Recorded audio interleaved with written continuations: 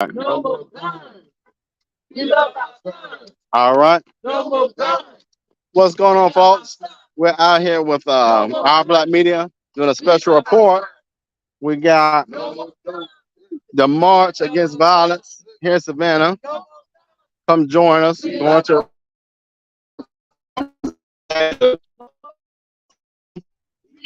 if I can get this kick. There you go. No more guns. We love our sons. No more guns. We love our sons. So we're gonna let you say a few words to the people. We got Ty Rose. Yes, sir. What's going on, everybody? We're marching for a great purpose. We're tired of the violence. It hasn't come to an end in our city. That you hear the saying, no more guns. We love our sons. We really do. And so what Todd, candidate for the third district, was talking about, what we have seen in the city of Savannah is an uptick in violence over the last couple of months. One of the things that a number of the city council candidates and sitting alderwomen have talked about is the root problem of violence in the city. You have rising property taxes, but you also have issues with income equality, meaning that there is an issue with livable wages. So with those issues, you think about the idea of poverty. And so how is it that we have an administration with a black mayor and we're not talking about poverty? How is it that we have billions of dollars coming through the port of Savannah and we have poverty? And so, Renetta, if you could talk about the issue of poverty, we're live with our Black Media. Talk about the issue of poverty. Okay, we have research that tell us that there is a direct correlation between poverty and crime. When poverty is high, then crime is high. If we work to decrease the poverty, then there's going to be a proportionate decrease in crime. So in my estimation, we need to make more of a pointed investment into our youth. That's why I am totally for an entrepreneurial economic model. We need a community market and entrepreneur center at the Waterworks building. And I have been working on that for years, along with other neighborhood leaders, because we feel like that would be a way for us to impact the crime numbers in our community. And we just not have made that investment, but we're going to have to do that really, really soon. That's what we're going to do in this next administration. All right. So, all right. What's up, baby? Hey, so we have Clinton Council, also a candidate for the third district. So we're live with our Black Media. What are your thoughts about today's walk? There needs to be awareness on the source of the problem. Why do people pick up a weapon? Why do they harm each other? Once we find the source, or once we address it, and we work against it, then we'll make progress in eliminating violence or at least reducing it. Awesome, man. Awesome. Well, thank you for making a comment there. And listen, I'm trying to keep up with myself. So, we are. Y'all know our special guest with her truck and all that stuff. What's up, my people? How y'all doing? So we see the Keisha Mobile. What's up, friend? Say hey to the people. We're live with our Black Media. Lord, don't worry. Take your time. What's your thoughts about crime in the city? Because you're a young person, and we need the young person's perspective. I think it's no good. Like hmm innocent people are dying for no reason. That's right. You hear it from a young person, somebody who's still in high school, who gets it, that, we are out here not addressing the root problem, For a long time, if you're from Savannah, you realize we've had this issue before. The difference now is when you have a majority Black city council and a mayor that looks like us, who does not have a solution. And so one of the things I want to advocate for in the 5th district, and I've talked about this with a number of people that do this work, is community gardens. Community gardens bring people together, young people, wise people, people from all generations of life. That scared me. But what it does, it brings people together. So guess what? You now get to learn the people in your community, and you're less likely to want to bring harm to them. So it's just small initiatives like that that we can bring into the city to alleviate crime, to alleviate murder, to alleviate violence. So we're waiting on 68 to get her. Did you drop it? It's not on the floor.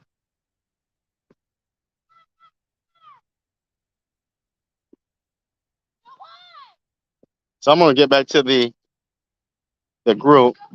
The 68 mayor, Keisha Gibson Carter.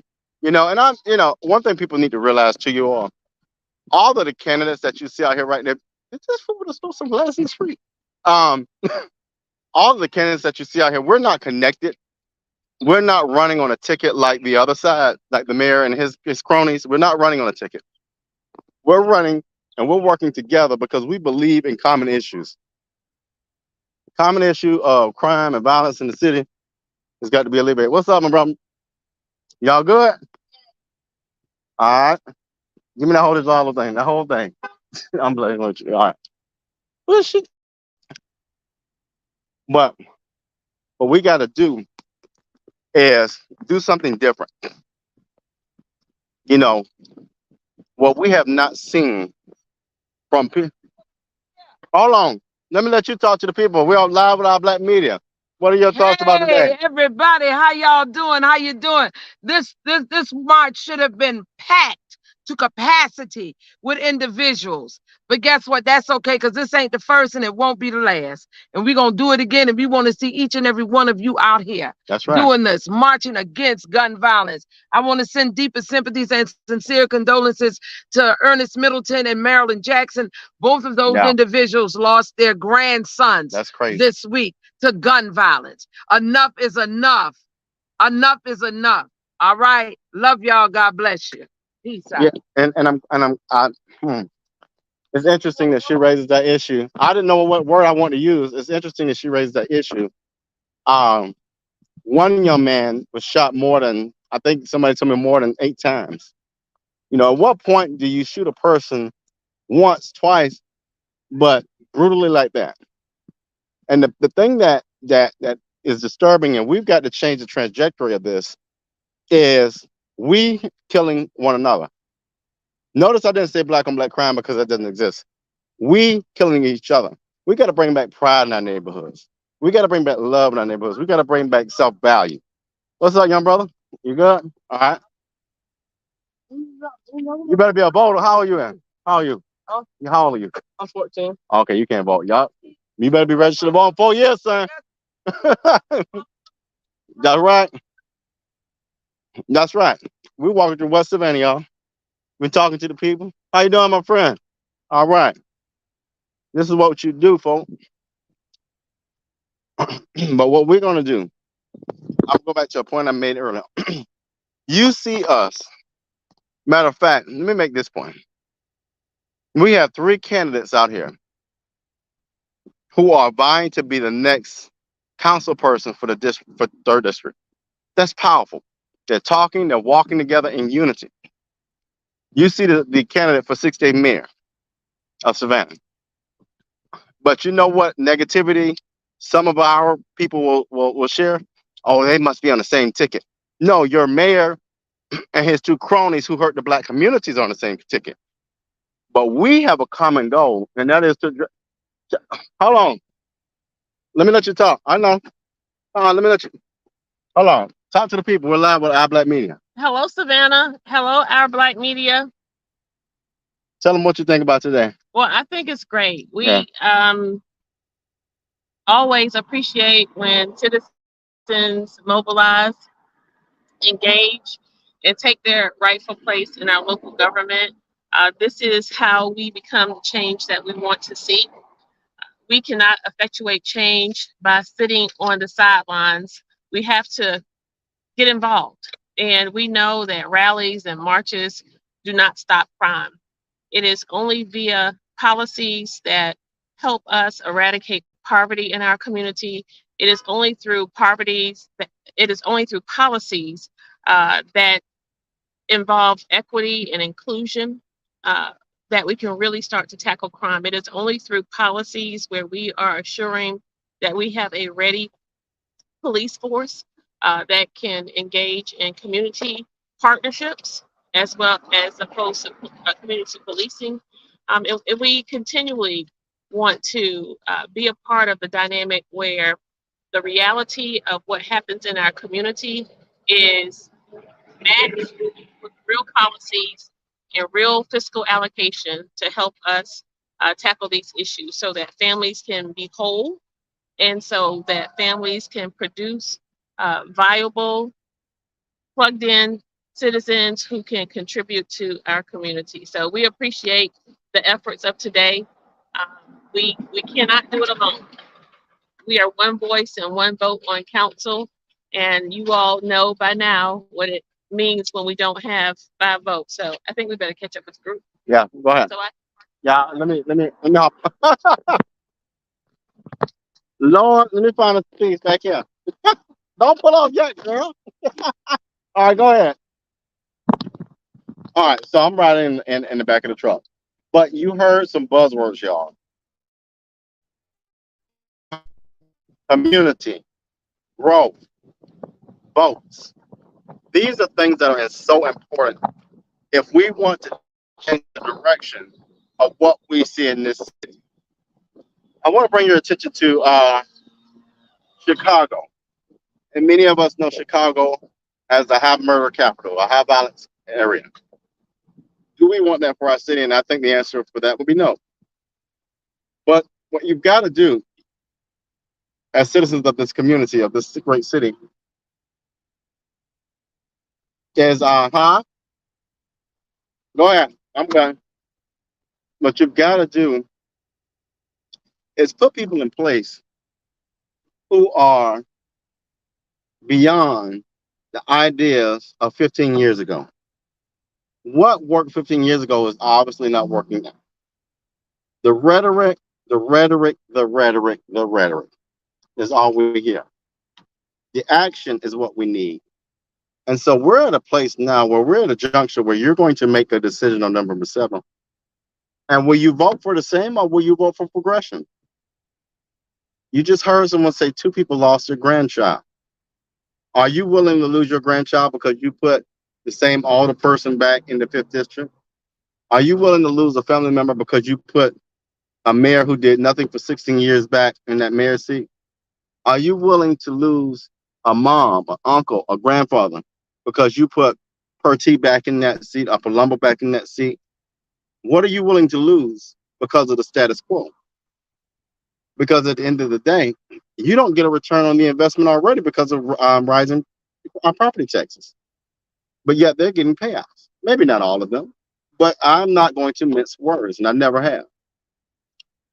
But what we're asking you to do is pay attention to the issues. Pay attention to the issues. We've seen property taxes go up, and in fact, the incumbent, the person I'm running against, has voted to raise taxes and fees in the city of Savannah for the last 12 years. For over 4,000 days, nothing but more and more and more money. And then they tell you a lie about, oh, the millage rate has been the same all these years. Well, that's great. That's wonderful. I can't find my key. Go ahead. I'm gonna walk with real quick. All right, y'all coming back. If the millage rate has been the same and the lowest it has been, that's great. That's wonderful. But yet the same people, the same flunkies will tell you that the city will raise an additional 7 million. I'm gonna walk it down. Will raise an additional $7 million in revenue. So where did the money come from? It came from your pockets, right? It's time out for that. It's time out for that, because if you're going to get $7 million and our young people, our young black children are getting killed on the streets, what's the purpose? You put billions of dollars, millions of dollars on Broughton Street. It looks a mess. And you did that for tourism, for people that don't live here. And yet, you say Yamacraft for what? Yamacraft for who? You shut down the West Side neighborhoods. You terrorize your own communities. And right now, we are taking a stand to say it's time to do things differently. I'm going to close out because we're going to do just a quick little 20-minute segment. But I want to offer this. This word believe came from Deion Sanders when he went to Jackson State University. And a lot of people had their skepticism. I don't know if he can do it. I don't know. He went to Jackson State and collaboratively he made a successful program. Fast forward to today, Deion Sanders goes to Colorado, brings his students. Oh, no, he's not going to be able to do anything differently. But guess what he asked last week? Do you believe now? So I say all that to say, Savannah, take a chance. Take a chance on better. Take a chance on different. Take a chance on the fact that after 16 years, you got nothing. After 12 years, you got emptiness. But you got fresh ideas. You got people who are marching, candidates who are running against one another, who are marching together on a solid cause. Have you ever seen that from the incumbents, that mayor? Have you ever seen that from other incumbents that run and want to look pretty and take money? No, you haven't. But who I see out here today, and I'm going to list them. You see Todd Rose. You see Clinton Coward. You see Tammy Stone. You see Alicia Miller Blakely. You see Keisha Gibson Carter. You see Bernetta Lanier. The people who do not care, I did not list. Sadly, poverty impacts us all because eventually poverty translates to crime. If you don't believe it, the research is out there. Folks, this word believe isn't just for Robert Bryant because the 5th District is going to elect Robert Bryant because 12 years of nothingness and absolutely no ideas, we can't afford it. But I actually believe in Keisha Gibson Carter. I actually to believe in Bernetta Lanier for 4 more years. I actually believe in Alicia Miller Blakely for 4 more years.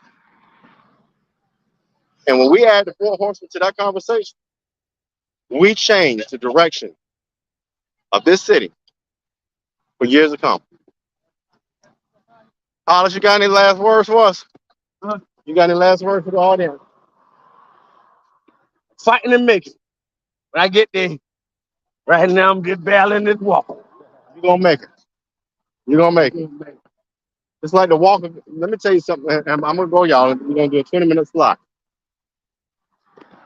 I want to tell y'all, especially our Black community, this is so significant right now. John Lewis, many years ago, walked across a bridge similar to this. The difference is we're not going to get our skull cracked open. I want y'all to go back and look at Bloody Tuesday. John Lewis almost died for your right to vote. And if you don't get your tail out there and vote on November 7th, you disrespect him and you tell him he's nothing. But I know we know better. And this is a challenge to my voters who are 45 years old and younger. They say y'all ain't gonna vote.